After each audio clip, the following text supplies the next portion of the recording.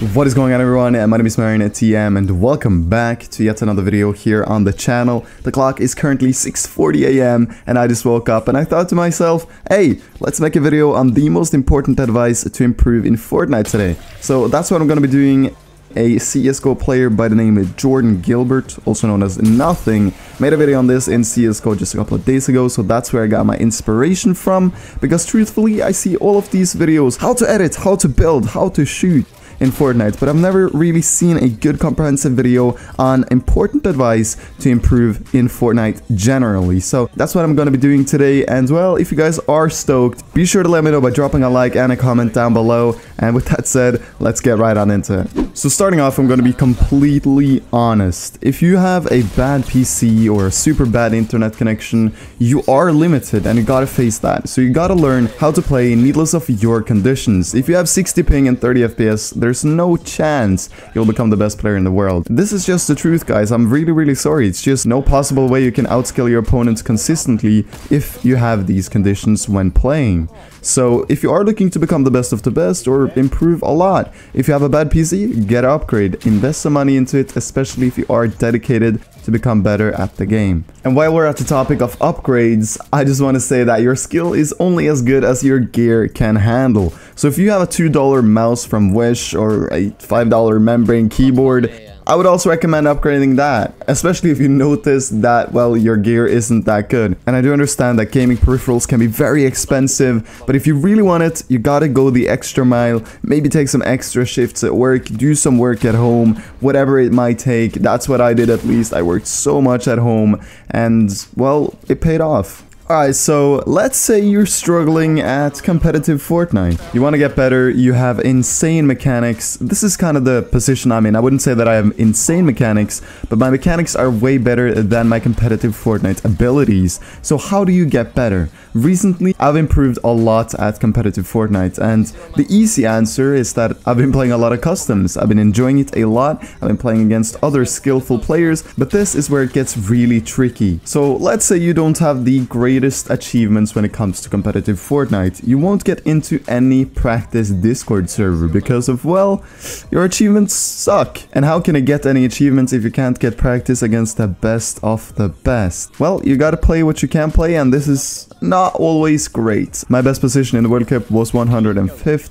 I got really lucky with that position, and that has gotten me into a lot of Discords. Never be afraid to ask to join a Discord, but if you don't meet the demands, they won't let you in. So don't try to join a Discord if you know you don't have the requirements. Rather play open customs against other players, because trust me, a lot of other players are in your exact position that are, well, incredibly skilled mechanically, not strategically, and they have a lot to work on as well. So when you play these customs open to everyone, you will improve a bit and a bit for each game that goes. Your strategic abilities will improve after each game, even though it sucks playing against 30% bots, 30% decent players, and 30% relatively good players. It's the only way you can practice until you got some nice achievements. So that's really my tip on that exact manner. That's what I've been doing recently. I've just been playing in open customs and stuff like that, so yeah. And I already know that I'm gonna get a lot of comments on how to get into customs, so it's really easy. Just do a simple Google search and you'll find something that will work for you.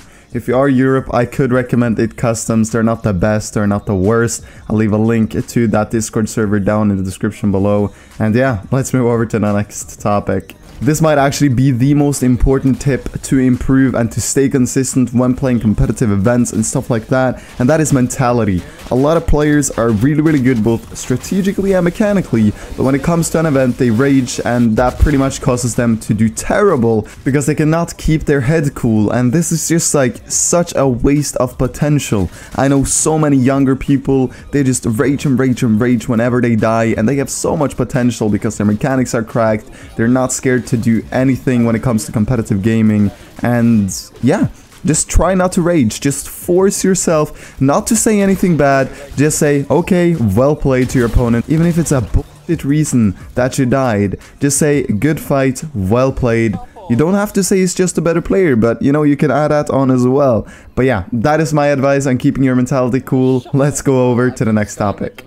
The next topic for this video is VOD reviewing yourself once in a while. This is really important if you are looking to see what you did wrong, what you did good, and what you can do better for your next game. I do this all the time, mostly because I like my own playstyle, and I kind of am a little bit selfish when it comes to Fortnite. But VOD reviewing yourself is one of the best ways to understand what you did wrong. If you're really trying to become the best of the best, VOD reviewing every single game could be a go-to. Of course, how to improve is different for everyone. That's why I'm giving so many different reasons in this video, because VOD reviewing for me is really helpful. It's just getting to do it that is actually hard. I highly recommend checking out your VODs, especially from in-game events like the World Cup qualifiers. If you have some VODs from those games, check out when you died, what you did wrong, check out when you won a game, what did you do good in that game contra the last game where you died. I did this a lot in the World Cup, and throughout the 10 weeks I improved like pretty much none other. My competitive abilities got so much better, and I would really recommend doing the same if you are looking to become good. When it comes to VOD reviewing, I would also really recommend VOD reviewing some of the best players in the world like Bugga, Aqua, Nyrox, you know, all of the World Cup champions pretty much, because they do so much right. There is a reason they are the World Cup champions and we are not. They probably put a lot of time and effort into the game. They probably have like coaches for everything and stuff like that. But before all of the success and fame, they had the same base as, well, all of us. So let's just summarize this topic a little bit. So I've been talking about competitive Fortnite for like multiple minutes right now. That's because I'm really burning for competitive Fortnite. Not that I'm the best player in competitive Fortnite by any means, because I'm not. I'm working on it, but I am definitely not anywhere near the best player anymore. I used to be relatively good, but since I started doing content and stuff like that, I've been slacking a bit on the competitive aspect of Fortnite because I've just been enjoying making content and stuff. But what you gotta do to become a good competitive player is play a ton of customs, watch your own VODs as well as other pro players' VODs, and have a good mentality. That's pretty much the receipt to becoming a good competitive player. And I know that a lot of you guys are probably thinking, well, a lot of pro players rage, but raging doesn't get you anywhere, so don't rage. It's literally not worth it. Alrighty, boys and girls, now we're gonna be talking about a little something that ya boy loves, and that is mechanical abilities. Throughout these last few months, I've been seeing so many incredibly talented mechanical players in creative videos and stuff like that. So I don't really think that mechanical abilities is really something I can say a lot about, because there's so many players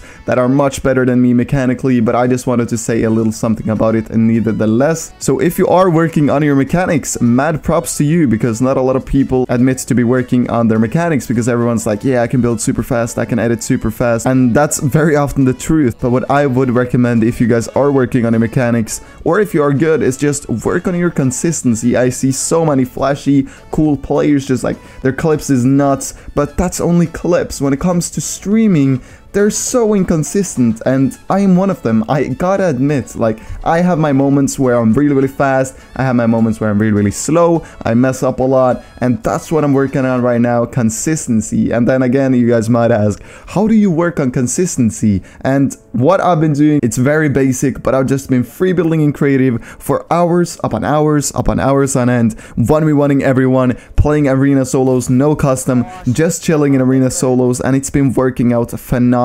I love players with good mechanical skills, but it's kind of sus when someone say that they're really good mechanically, and then I go into their stream and they're like super flashy, but not consistent at all. And that is the hard truth. I suck at consistency, yet I have been at least one of the fastest editors in the game. I'm not gonna brag about that right now, because there's so many incredibly talented editors that are way better than me right now. But yeah, that is pretty much it. Let's sum this whole thing up and end the video. So a good internet, a good PC, a good mouse, a good keyboard, a good mouse pad, and a pop filter for your microphone is a must if you are looking to become the best of the best. I'm not saying you have to spend thousands of dollars on it, because you absolutely don't, but as long as you have a mouse with a good optical sensor, a keyboard with responsive keys, and an internet that doesn't cause you to have 150 ping, and a PC that gives you around 100 FPS, you can go a long way within the Fortnite scene. Moving on, if you want to become a competitor in Fortnite and do well in the competitive events within the game,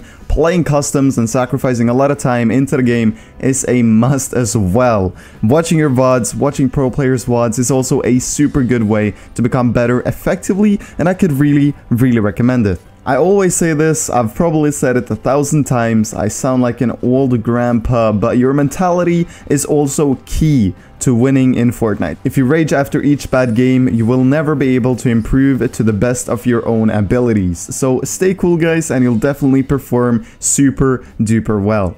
Lastly, when it comes to mechanics, sitting in creative for hours on end is super duper good, and I could really recommend it. Of course, edit courses is close to heart for me, and that's also a really good way to practice mechanics. But the best way is probably 1v1ing someone that is way better than you in creative. Yeah guys, that is about it for today's video. I really hope you guys enjoyed. If you did, be sure to drop a like, and if you are new, consider subscribing, as that drastically helps my channel out. With that said everyone, I'll see you all in the next video, hopefully tomorrow.